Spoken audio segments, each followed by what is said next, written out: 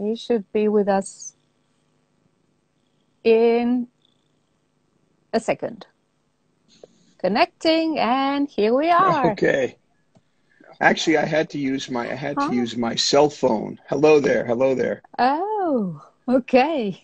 Hi, welcome. And thank you for accepting our invitation. That Thank you was for the invitation. awesome, awesome. So, we've got a lot to ask you, and just 1 hour. So let's dig immediately in the... Okay. Let's focus immediately on the topic. Okay, sorry for my cat. He's intruding everywhere. Okay, so American Golden Age of Penmanship. First question. What is the difference between a calligrapher and a penman? Because, yeah, go ahead. Okay, there are, excuse me, I'm a little hoarse. We have a problem with pollen down here in Augusta. I'm so sorry. No, that's okay. It's been live. My voice has been hoarse actually for a few months now because of it. So as far as the difference goes, there was a time where people made a heck of a lot out of it. I would say this. They both have historical roots, okay? The Pennmen trace their origins here back towards the, again, what happened in the United States. And, calligraphers have a, rich history that goes all the way back. And I think I consider myself both a penman and a calligrapher. I no longer dabble in broad pen work, but I've done it in the past. I've also done illumination work. I studied traditional gilding. So if you look at what most people that call themselves penmen, they're usually looking at the historical colleges like the Zenarian, Gem City Business College, and people like Zahner and Lupfer. Their tradition was they were essentially the scribes of their day. Just the way we had scribes for biblical manuscripts and the Islamic manuscripts. And so back in this country, before we had typewriters and all that stuff, they would be hired to write the stuff on. And in many ways, they were just like the English writing masters back in England, who before them, this is from about 1570 to 1800, were the ones that were hired to write important documents and manifests and things like that. So I put less emphasis on that distinction today because it requires the explanation of the historical aspect of it. I don't see there as a hard and fast wall between the two. Some people may think that way, but there's no rules that govern this. So, okay. Okay, so referring to someone who does calligraphy as a calligrapher or a penman, basically is the same, right? Well, I don't know if it'd be the same. I mean, nowadays people like to noodle around with terminology. I don't know if a calligrapher would consider themselves a penman. But certainly if you have the historical precedent of going back towards the, Zenarian, Zahner, and those guys, I would say, yeah, that's part of your history, yes. But there are people who are trained at the Zenarian that do the kind of work that you would associate with a calligrapher today. And to answer a question you're going to ask me later, I definitely look at calligraphy, penmanship, all that stuff as an art and not a craft. There are people that consider it a craft. Now, I'm not saying you can't look at it that way, but everything I've done is to try and promote it as an art form. I was asking this question because if I think of calligrapher as a word translated in Italian, and I don't know in other languages, but penman, I'm sure it doesn't exist. It does exist, the word scribe, the word calligrapher, but not penman, which is in a way... well, it goes back to the historical nature of what we're talking about. Okay. Okay. So tell us more about how Engrossers developed and which was the origin, the dating, and about, which age. Yeah. So all of this goes back from you're talking about the round hand form, or what some people call copper plate today.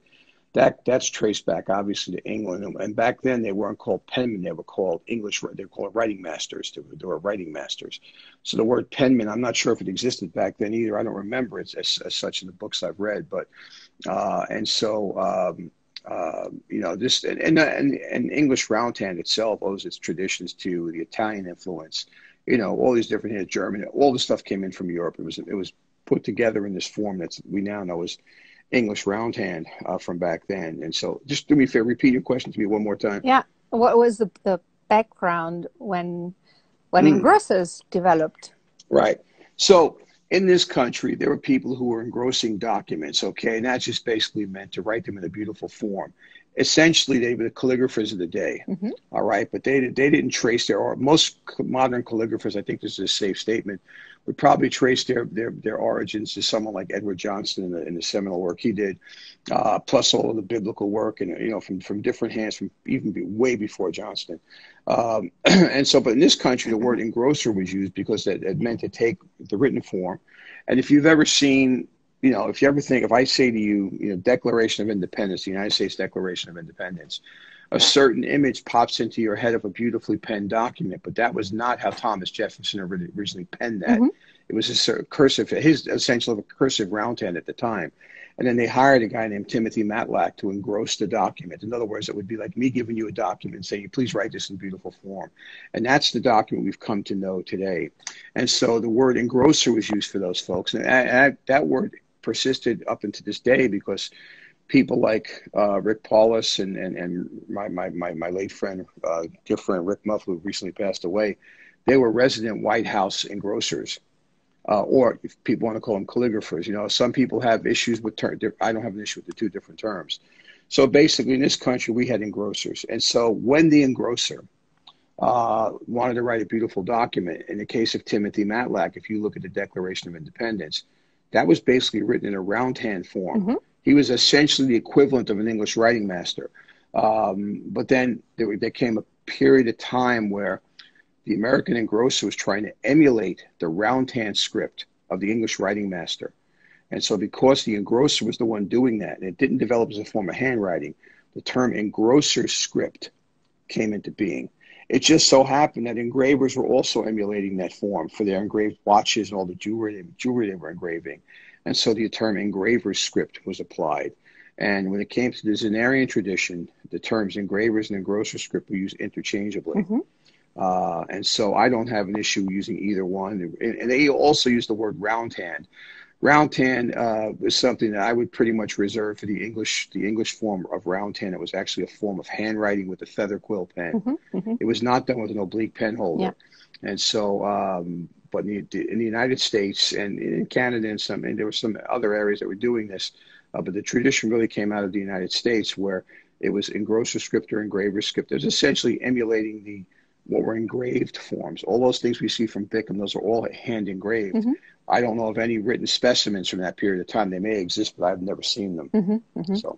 Okay, so that was the background. And what was the main reason to the letter forms development from English roundhand to engrosser? Because it's not quite the same, right? No, it's not. And I would say this.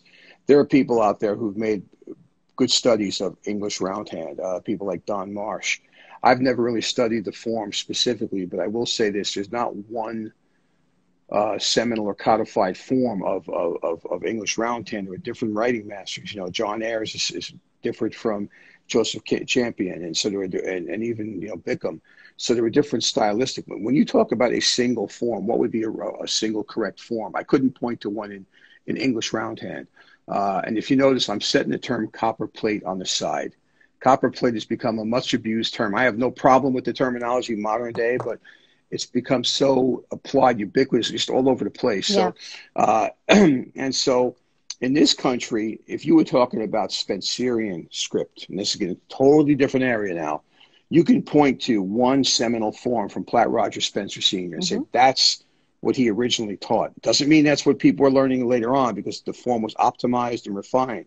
But even in this country, when it comes to engrosser script or engraver script, some people make the mistake of thinking that the form in the Zenarian manual, as of Lupfer's era, Earl Lupfer's manual, That's the true form of Engrosser script. Well, that's the true form of Zenarian Engrosser script according to Lupfer. Okay. There are other people who, if you look at, there's a very important publication, the one I have is from 1919, the Palmer's Penmanship Budget from the American penman. Joseph Colterio wrote the Engrosser script section on that. And if you notice, if you would look at that, it's actually page 100 if memory serves. There's no pen lifts at the baseline. He does continuous forms. Okay. Lupfer's forms and Willis Baer's are pen lifts at the baseline. So I've had people ask me, well, that's not real because you're not lifting at the baseline. One of the greatest penmen ever, Louis Matarazzo, vehemently was opposed to pen lifts. Yes. And so my script, which is very similar to Zenarian script, I've optimized the forms for my liking. That doesn't mean that they weren't great back then, but I don't lift at the baseline if you ever watch my videos. My buddy John DeCalibus, who does Matarazzian script for Matarazzo, ironically, he lifts at the baseline. Mm-hmm. So I think what you have to be careful about in calligraphy and penmanship, whatever you want to call it, you shouldn't be dogmatic. This isn't religion. There's room for a lot of different opinions. And sometimes people come up to me. I always say this, they'll come up to me very nervous and say, they're afraid to talk to me because they feel if they use the wrong terminology, I'm going to get upset with them. I don't really care what you call it. If somebody needs to understand the proper form, I'll tell them. But there are historical reasons to apply terms like roundhand, mm-hmm. like Engrosser script, and copperplate. You probably know this already, and most of you, if they've read any of my postings, copperplate was a name that was applied to English roundhand because the script of the penman, which was a form of handwriting, was then taken by the engraver for the intaglio printing method, mm-hmm. and they engraved it, and so they could correct curves and add stuff if they needed to.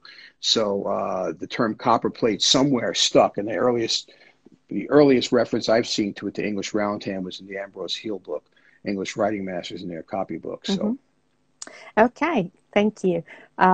It's very encouraging to know that there's room for different visions and different interpretations, and the fact that personality comes into play. Sure. And the personal approach to writing, that is very beautiful. Back to letter shapes and letter forms.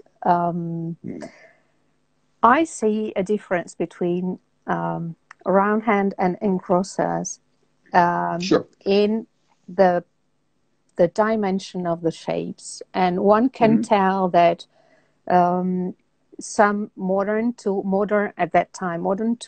played a role in regards to that Absolutely. particular point. Can you, what's your opinion? Did oblique penholders and metal nibs played a role in that, or was it just a question of evolving a hand?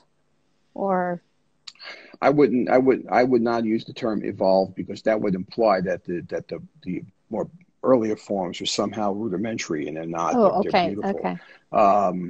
So it's a play with terminology, and but I would say this: if you look at the round hand of Bickham or Champion or John Ayres, these are more rounded forms. A lot of times the shades go from top to a very consistent shading.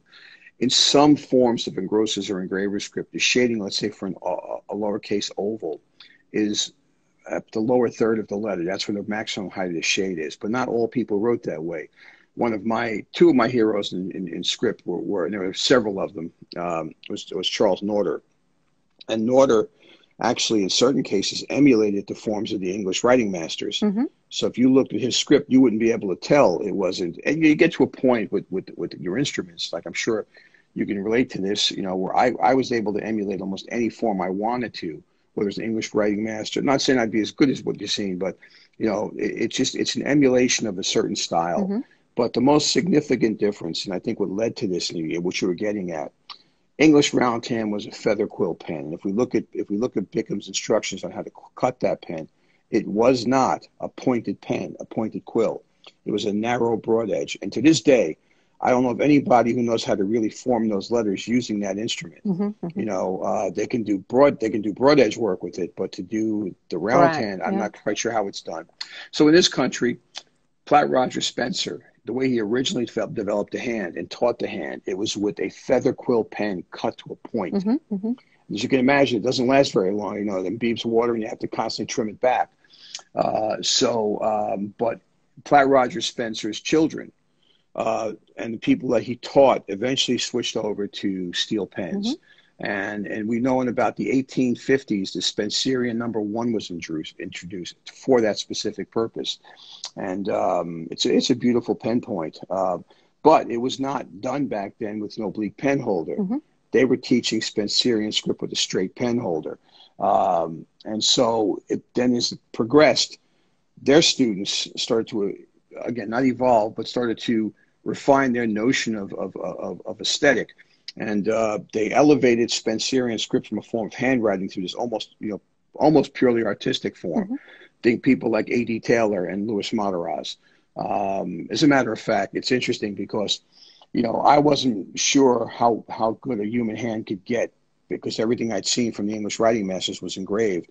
And it wasn't until I was at the IAMPIT convention in the archive room, I was holding specimens of Louis Mataraz. I'm not saying they were perfect, but I had trouble believing he actually wrote them. That's how good they were. Wow. A.D. Taylor, it defies description. And what we were looking at, though, to keep in mind when you talk about those folks and the development of this hand further, the oblique pen holder was a critical element to this because what it did is it aligned the nib at the slant angle. So when you made the shade, there was no ragged inner edge. Usually, if you're a right-handed calligrapher, the right nib time would drag across the paper. Now, I'm not saying that's bad. Freddie Marnes, you know, late Freddie Marnes was somebody who used a straight pen holder, had a ragged inner edge. Paul Antonio loves the straight pen holder, which is perfectly fine. And so, but what this allowed them to do, the combination of the steel pen and particularly a pen point called the Gillot Principality, or as the English would say it, the Gillot Principality, not Gillot. And so that pen holder is, that pen is unique in my opinion, because people say, what's so different about it? Well, besides the fact it was precision made, it was actually very snappy. What I mean by that, it could spread, but it comes back very quickly. And so most modern pen points, you spread, but they're lazy coming back. Not slow, but the Principality is unique. And every pen holder, every pen point that was basically restamped. The Zanarian Fine Writer, the Tamblin Spencerian #14, the Tamblin Artistic, you know, these are all restamped Gillot Principalities. And we believe that was based on the original 303 frame, the Gillot 303 frame. And so those things came together. The tool, the oblique pen holder, the beautiful steel pen, the inks we always had. I mean, they were using iron gall inks and stick inks, and the right paper. And all of that came together with the advancement and the artistic ability of some of these penmen, like Mataraz, like Henry Berensmeyer, to be able to form this hand that almost defies description. It's so beautiful. Engrosser script was tagging along too, and it also took advantage of those developments.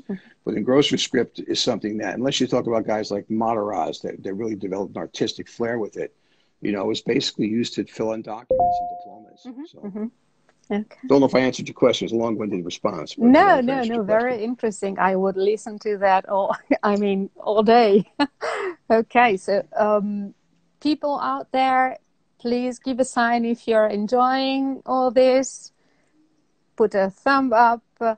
Okay, so next question. Do you think the analytic approach to the study of calligraphy changed the penmanship in the US from a tutor guidance in person and without manuals to explaining calligraphy through manuals and publications? Because you had publications as well with guidance to how to learn calligraphy. Did that change something? Well, I think most of your people watching us are familiar with the Zanarian Manual. That was a really important book for us in this country. However, that book was meant as a classroom study book. Okay, it was not meant as a home study guide because it doesn't contain everything. You know, there are things, we have, one of our members in IAMP actually has Earl Lupfer's original Zanarian manual that he taught from, and his lesson plan. I've actually posted pictures like that. So it was meant to be used in conjunction. So all of us today are really the product of self-study. You know, we didn't have the advantage of having people of the ilk of, you know, of the quality and stature of Lupfer around. We do have some Zanarian people around. I was, you know, one of my mentors is Bill Lilly. Yeah. Yes, and also there's Clifford Mansley. There's I'm not sure if he's still around, but Chris Kastaris.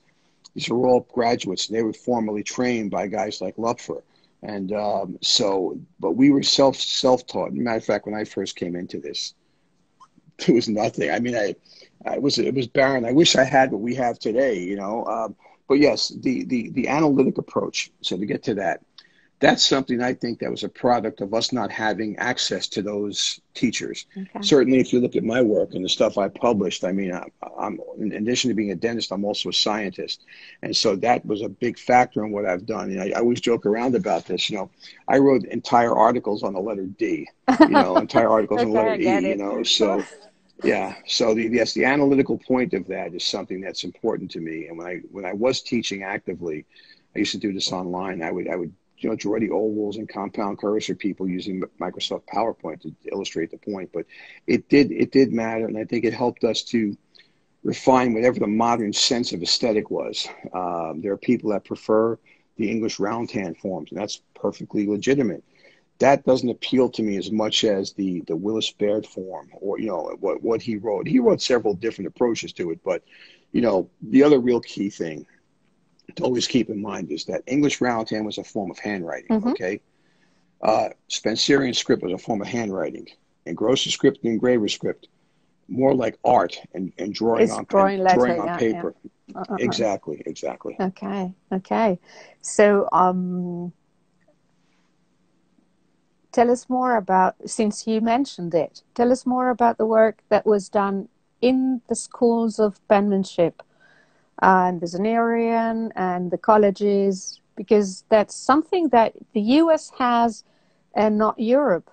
It wasn't like that in that period. Well, when Ambrose Hill looked at the English writing masters, he put the dates of their existence. It probably persisted a little after this, but basically the period he looked at was 1570 to 1800. And I think after that point in time, I think the writing masters started to die off.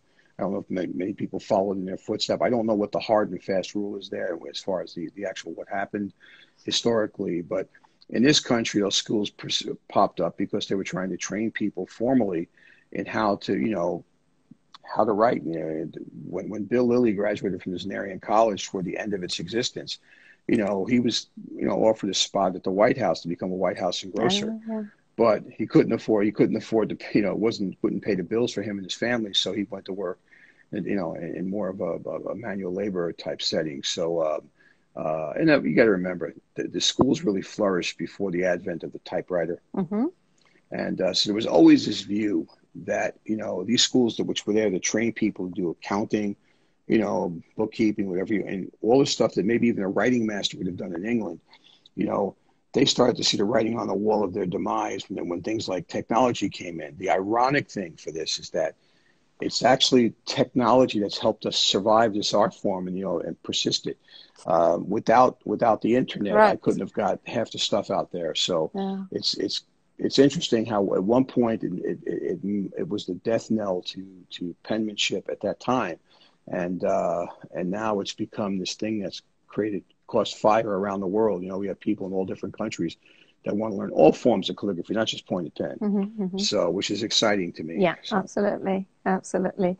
Do you think that such a model of school of penmanship could exist in our present times?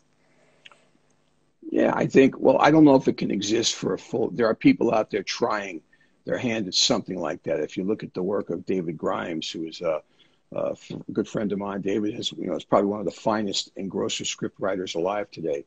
You know, he's trying to set up a model that's very similar, not a copy it, but a similar approach to the Zanarian College. And David has an online course, and I've seen the work of some of his students that, honestly, I'm being very honest about this. The students he's produced from that, yeah, not everybody wants to achieve the same level of precision, but you know, I think a few in my head that surpassed my ability at the time to write Engrosser script. And so I've been very impressed. He approaches it in a very systematic, scientific, and also historical way. And I think he would like to establish some form of, he's trying to do that, I believe, with, you know,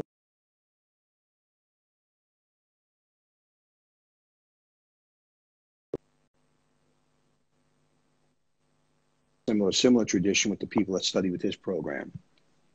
And so, yes, I think it could exist, but I don't know if it could exist as a pure, um, you know, calligraphers say, you'd know this better than I do. My friends out there that make their living from this, you know, there's a way to do it, but tough, yeah. listen, yeah, it's tough with weddings. You know, I mean, I've dabbled with a few different certificates. I wrote certificates for gold inlays, you know, gold embellished or gilded certificates for my sister's wedding. You know, I put 40 hours of chair time into that. You know, with oops, I think we just okay. Are we still there? Yeah. Okay. Okay.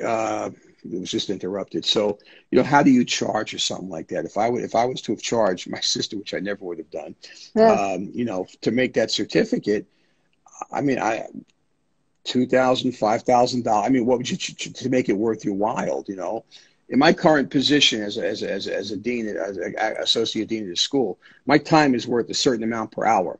Mm-hmm. You know, and it's like, how do you put that into? You know, I don't know if any of our calligraphy friends that really get what they truly deserve. Some may, but I think, you know, it's hard. It's hard. I know.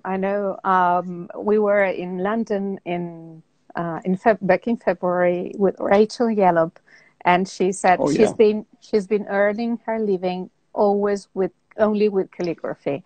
So she's Mm-hmm. the only one I know who's always lived with calligraphy. That's a great example, but she's the only one. So you're right. You're right. Michael Soul also was basically, he was an engrosser in a calligraphy studio.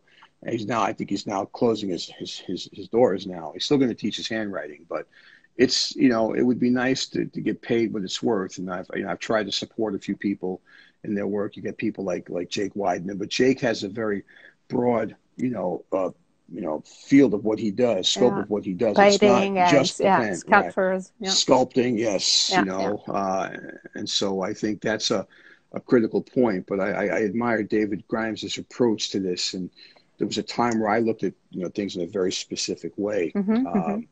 And you know, just a real quick aside on this thing. We talked about the terminology. The story I love to tell, I tell it every time somebody wants to talk to me. Years ago, I was teaching an Engrosser script class in Milwaukee, Wisconsin. You were That's where I was living teaching. at the time. I didn't know that. Oh, yeah. Oh, yeah. I taught it. I taught at IAMP. Yeah, I taught at IAMP at conventions. Oh, sure. Okay, Sure. so I make it public. You are officially invited to Europe to teach Engrossers for the European Pony Pen Collective. Yes, I have been invited to different places around the If you world. have time, yeah, if you I can. no longer teach classes. Really? Oh. Yeah, you got to keep in mind that's why I put the book out, because first let me tell the story. So I was teaching an Engrosser script workshop, and we were in a store that had a glass front window on the room. And so as I'm teaching, this woman kept walking up and down and looking in. And so finally, Debbie Zeinert, who is our president, one of our presidents, Dianpith, went out to speak to her. You know, can I help you? And the woman was, you know, a little upset. She's like, I didn't know you were teaching copper plate. And she said, well, Debbie said, well, we had the thing posted for several weeks. And when she doesn't say copper plate, I put Engrosser script on there. So she didn't know it was the same type of script. And so ever since that point in time, I sort of lessened my adherence to one particular correct form of the usage of the word. Okay. So technically, copper plate is not correct for that type of script. But if people can understand it, fine. Come in, then I'll teach you the difference. I'll tell you the difference. So yes, as far as teaching goes, and the reason why the book was put together is because for a few years, when I was a graduate, I graduated from dental school, did a residency, and then was in private practice for about 7 or 8 years. And then I went back to school for my PhD. And at that point in time is when I became very involved with calligraphy and this penmanship. And so I was so involved, I produced, I don't know, somewhere around 60 articles in 2 years. Wow. And so I had so much information. The first time I ever taught an Engrosser script class, it was like a fire hydrant on full blast. I mean, there's just no way to contain the information. So another friend of mine who's no longer with us is Nan DeLuca. She said, Joe, why don't you put it into a book form? And so all these articles are complete by about 2002, 2003. And so I just didn't want to look at it because they were written as articles. The narrative was not as a book. So I eventually got around to doing it, and it didn't release it until 2012. But there was a simple codified form that was in PDF form that I produced for a San Diego workshop I gave. And that was the initial seminal book, but it didn't read, the narrative was not as a book. So in 2012, I released it, and partly because I couldn't tell everybody everything I wanted to tell them, in a classroom setting. And it's important that, and I always tell people this, there's no secret I know that I would not treat. There's no secrets. Everything I know, I've shared with people, So, but that was the whole reasoning behind what I did, to try and get that book out there, so people were not as alone as I was early on. I know. I didn't have any. It's a great resource. I think everyone out there is grateful for the work you made available to everyone, and everybody has learned a lot. Thank you. Yeah, thank you for that, for the book. Okay, so is there, in your opinion, something that we can learn from the experience of the Zenarian College or other colleges of penmanship? Is there anything that you think we may use today from that experience? Well, I think there's a few things. One, the historical perspective, I think, is important, even though it's gotten skewed in modern times. But that's been present with a lot of those calligraphers who are, let's say the Society of Scribes in, England. The historical part is not forgotten about. The same thing with us. It's important to pay homage to that and to remember it. The other thing, too, is that I think nowadays sometimes, our calligraphers want to get pretty stuff done very quickly. So they start with all the flourishes, the curls and the swirls. Even with broad pen work, I've seen this happen. It's perfectly fine to do that, but I always tell people the lesson is to learn the fundamentals. You have to learn the fundamentals. That's what the Zenarian manual is about, fundamentals. Because if you strip all of the swirls and curls and what I call spaghetti off the page, you're still left with a lot of lowercase letters. And can you execute them? Fine. There's insights that I tried to post online. They were not necessarily unique to me. The Zenarian manual documented them, but it was a process of self-discovery. Like, oh, that's the way that's done. And I realized that Lupfer had done this many, many years earlier. So I think, I learned the fundamental. I mean, that's, to me, those colleges started with the fundamentals. If once you get to the point where you can flourish like some of our modern penmen and calligraphers to a point of high proficiency, fine. But I will say this: if all you want to do is write pretty and write, this is not about. Some people sometimes make the mistake of thinking, I'm about perfection. There's no such thing as a perfect hand. There's not. I mean, even the greatest penman alive, that lived, like Mataraz, if you know what you're looking for, you can find fault. But that's not what this is about. The human hand, the beauty of the human hand is that it's a fallible object, and so if you can write with absolute precision, then you might as well just process it through a computer and print it out somewhere, So, and I always tell people, that's the lesson for me. Learn the fundamentals. And from my perspective, I told folks that, that if I ever got to a point when I was writing a lot back then where I felt I have achieved what I was looking for, I would seriously put the pen down and never touch it again. It's always about the quest. It's never about the destination. It's how do you that's chasing, and you're chasing perfection. It's never achievable. If you want to do that. If you just want to write, that's perfectly fine too. People sometimes get nervous if they're writing it from, oh my God, no, I don't, I've never judged anybody that way. I'm happy to see anybody put pen to paper and show it to somebody else. It takes a lot of guts to show what you do to somebody else, and be open for criticism. So, yeah. Good. Beautiful. And a beautiful lesson. Yeah, I agree.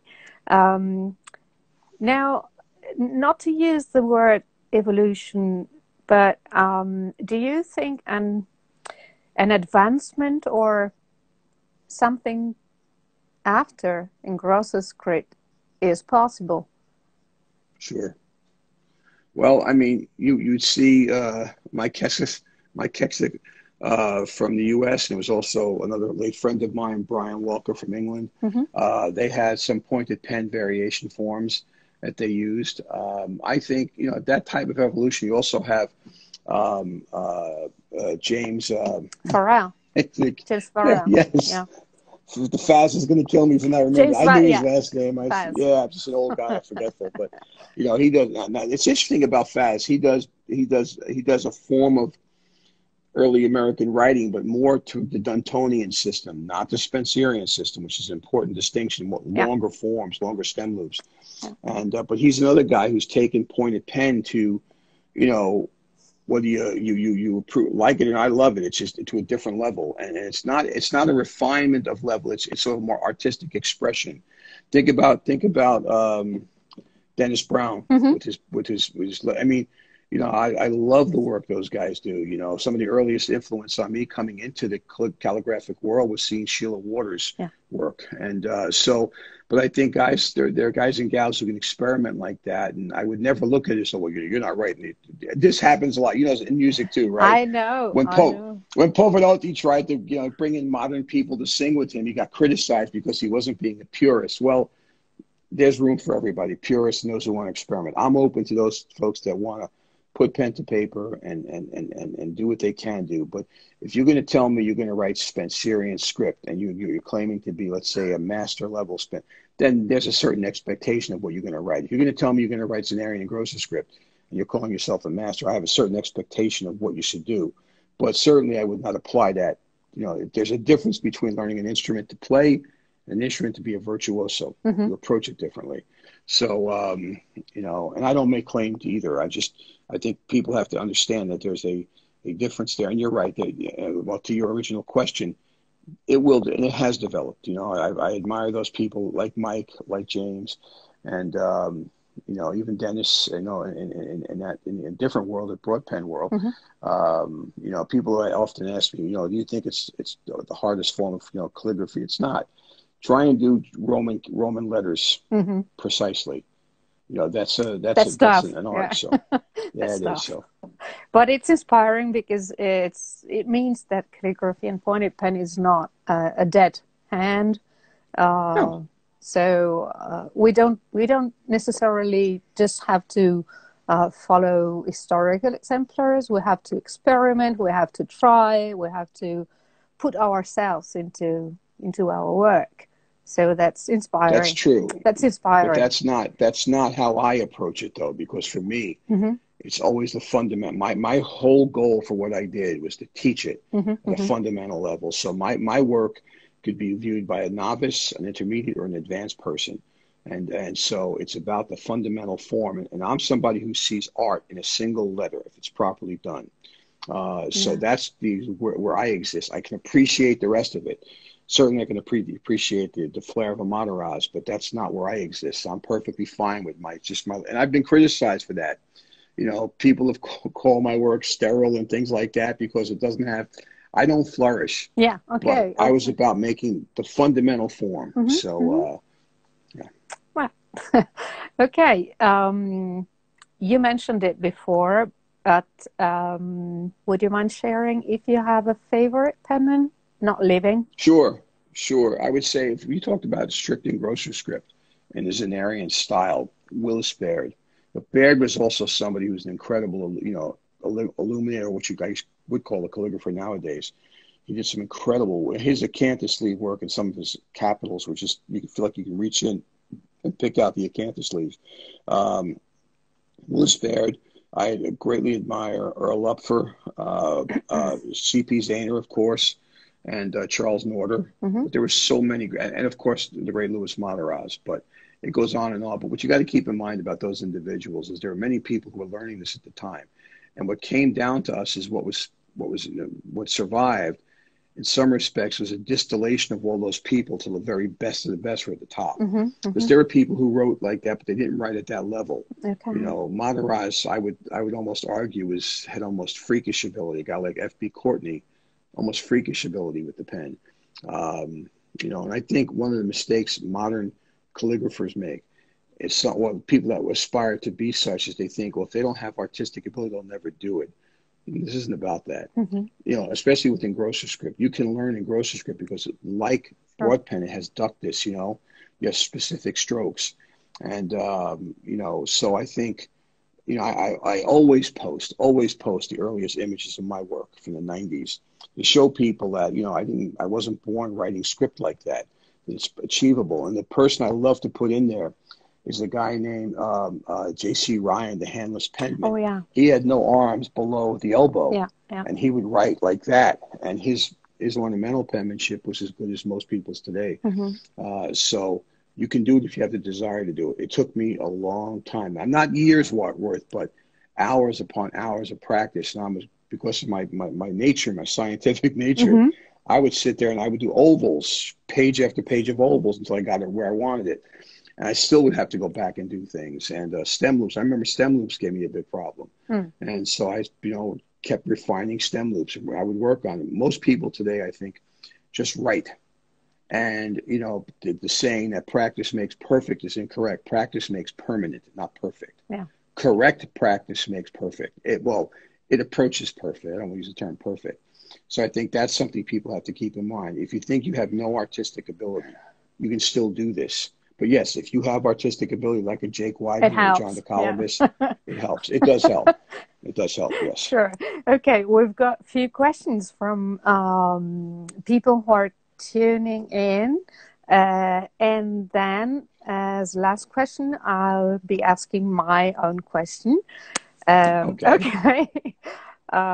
First question, what is your definition of calligraphy? And you answered that before, but we want to hear that specifically. Are you more inclined to define calligraphy as an art or as a craft? Absolutely. Look, it depends on who we're talking about, all right? I could never look at someone like Dennis Brown or Faz, as people who are craftsmen. Can consider, they're artists, and I think they would defend that to the death. Yeah. And so, if you're somebody who wants to dabble in calligraphy, just dabble and no formal study of it, then you could, I guess, the craft term would apply. But still, artist is an expression of your soul. And so there's nothing to say that somebody doesn't have the historical background and studied form isn't producing art.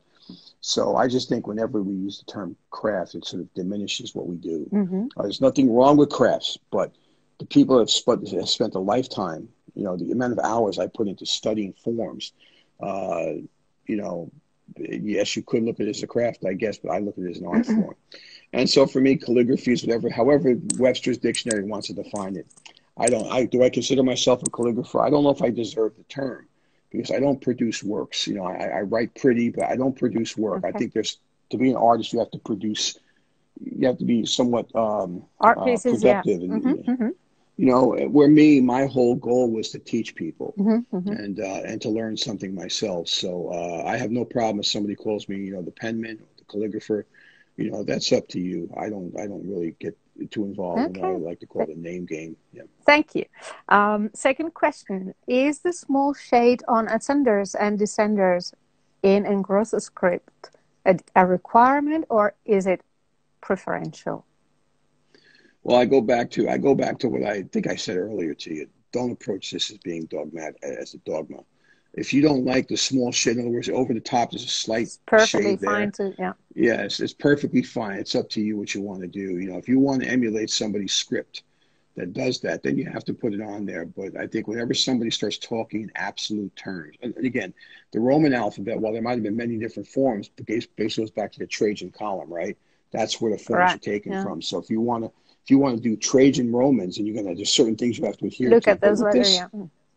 Yeah, have fun with it. That little shade has no reason, no historical reason, right? It was just. Oh, I don't. Yeah, listen, some of what I'm telling you is my own understanding about was it. Yeah, understand what happened back then. I can't say with absolute certainty, but I will say this: to me, that's a way of counterbalancing the rear portion of the letter. You got to be careful with this because sometimes people get carried away with that shade. Or if you think about the way A capital P is done with the rear shade that comes around the front shade. I've seen people make that rear shade so heavy it pulls the eye that way. It becomes the hospital. Yes. So I think you have to be very careful. And when you do those kinds of letters, like the stem loop, the uppercase stem loop, the ascender, you know, some people come up and then down. I don't do that. I come lead in the shade and up and over the top, and that's how I place the shade. Some people go back and put the secondary shade in after the letter is formed. Thank you. Third question. Someone wrote, my understanding is that Engrosser script originated from penmen mimicking how engravers would engrave on metal, and they would normally lift their tool when coming to a curve. Hence, Engrosser script has a lot of pen lifts. Is that correct? I don't know. The way in which I understood it was the pen lift. It was an article I read, and unfortunately I can't remember where I read it, but it was an article I read by Lupfer, where he was relating, and somebody asked him why the pen lifts, and his statement was, it's to give students a chance to pick the pen up and think about where they came and where they're going to. Oh, okay. Other people say you do it to avoid picking the fibers up, but if that was true, why wasn't it a problem for Louis Matarazzo? Why wasn't it a problem for people doing artistic Spencerian script? Again, if you want to do that, it's perfectly fine. It's a beautiful letter form. I don't write that way. Okay. So yeah. Yeah. Okay. Let me just say one more thing. Go ahead. The fact is that engrossers, did they emulate the engravers? That's not the way I know it, but it doesn't mean my version is correct. They emulated the round hand. And so you're right. Engravers tend to pick the thing up, and engravers also can make the stroke completely if they wanted to. That's how you watch an engraver. They can make these incredible turns. So I don't know how accurate. All I know is they emulated the round hand of England. The engravers did it, so it became engraver script, and engrossers did it, and it became engrosser script. So. Okay, that's the answer. Okay, so last question, and we have 15 minutes still to go. Or no, okay. We went live 10 to 3 your time. So we've got just 5 minutes. Okay. Because after 1 hour, Instagram closes the live automatically. My last question is, we're seeing a huge offer of online learning due to the present pandemic, and that's totally fine. We would love to hear your opinion about online learning, and would you recommend correspondence course where teachers or tutors can see the pupils' strokes? So, I don't know how much the COVID-19 issue has really influenced that. It probably did, but there are people putting stuff online long before COVID hit us. And I alluded to David Grimes' online work course. And so I know there's a number of people that have those things available to them. I'd certainly think if you can, from what I've seen, I produced a book that was meant to teach people, right, with some videos. But I think all of us would pretty much acknowledge there's no real substitute to seeing it done in person, because that kind of interaction is important. As somebody who's by profession, I'm a teacher, that's who I am. And so I think, we have online courses still, but you can't go totally online, and for certain types of courses and be successful. So I think, from what I've seen from like David's online course, the results have been fabulous, because we're talking about this art form of calligraphy. We're not talking about trying to learn medicine or dentistry online, and so yes, I think there's great value in that. If you can find a good teacher, somebody that has a record of producing what you want to do, and I'd say yes. But adhere to it and make sure study. I wrote an article on practice and how to practice from my perspective. And the last tidbit I'll leave you with is my archer. I was a competitive archer when I was younger. And my archery coach, who was an Olympic level coach, told me, he said, Joe, because I told him, I said, Lenny, I don't have a lot of time to practice. He said, well, Joe, 30 minutes of correct, proper practice will be 3 hours of incorrect practice any day of the week. And so I took that to heart. Whenever I practice, I would sit down with a focused goal. And so that's what I'd recommend for people to do. Learn and don't hop around. Don't hop around to different. Learn. If you're a novice, learn. If you want to work, my book, then stick to that till you learn how to use your pen. David's work, stick to him until you learn how to use the pen. So and Paul Antonio has a book out. stick to one source in the beginning. Once you have the proper skill down, then you can jump around and emulate different styles. Thank you. Thank you. We've got 1 minute, folks, and then we are shut down.